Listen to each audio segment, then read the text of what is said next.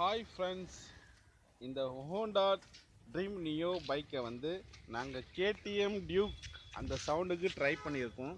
அதாவது இப்போ பாருங்கள், இந்த டப்பாலேருந்து ஒரு கம்பியை சுற்றி இந்த சைலன்சரில் போட்டு கட்டி இந்த 5 சென்டிமீட்டர் கேப் வச்சு நாங்கள் இப்போ ஸ்டார்ட் பண்ண போகிறோம்.